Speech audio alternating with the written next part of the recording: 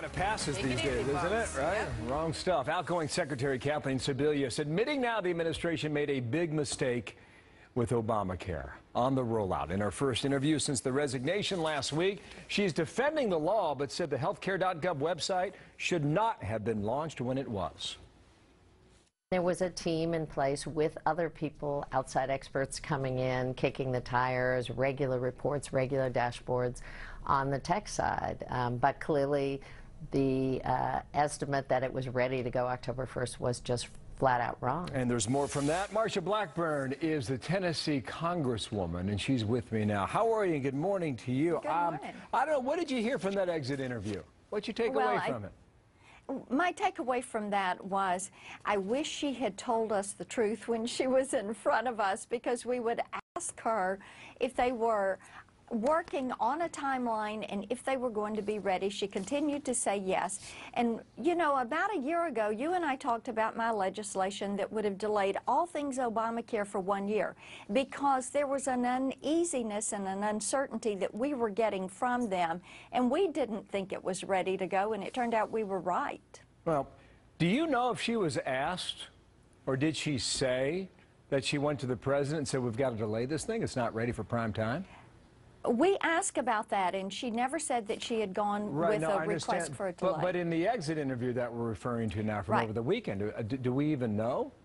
No, that was not clear as to whether or not she ever went to him and said, listen, this thing is not on track, and we're not going to meet this deadline for the rollout. You know, Bill, they've delayed so many components of the law, it would have been appropriate that they delay it and allow us to defund those portions that they were delaying and not cause so much angst and hurt for the American people. Well, what she said was that the states gave them a bit of a headache because everybody was not all in and they weren't quite sure what all the states were going to do. Right.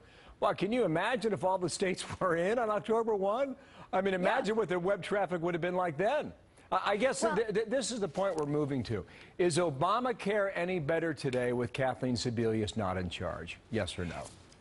No, and the problems still persist, and I think the choice of Sylvia Burwell to come in shows that they know they do have a math problem with this. The numbers are not going to work out like they said they were going to work out. They have spent all of this money, $4.4 billion in grants to the states to stand up those websites. We're nearing $1 billion on the cost of the federal website.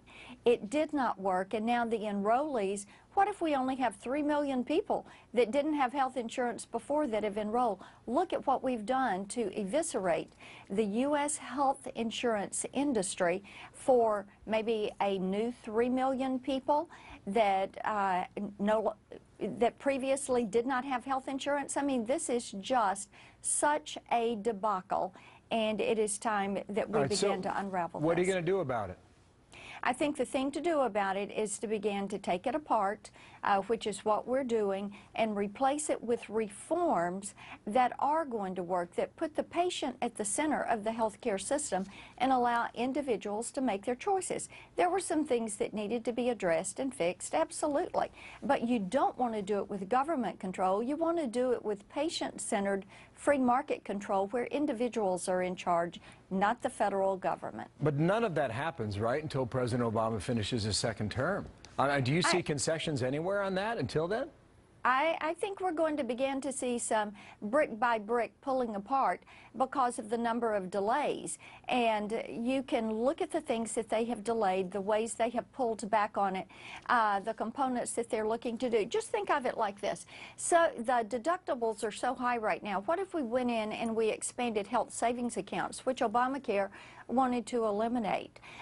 Look at what would happen if we were to expand these networks. So many areas they don't have access to hospitals, and individuals are going to have to travel great distances. We're looking at the impact on our hospitals of having an increase in Medicaid enrollees and also continuing to have those that have no insurance at all coming to the hospital. And all that may play out now because the website's behind you. You can only use that excuse for so long. But what she said, I'll give you the last word, is that people have competitive choice now and real information for the first time ever in the insurance market. Is that true or not? That is not true.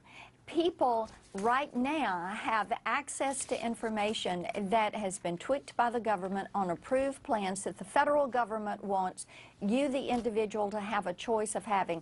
It is not a competitive open marketplace. If you want to do that, open it up and let people buy whatever health insurance they want from whomever in the country, something that fits their needs at the price they can afford. Marsha Blackburn, thank you. Out of Tennessee today. Appreciate your Good to be time, with you. okay? Thank More you. reaction throughout the day here on that. Thanks, Martha.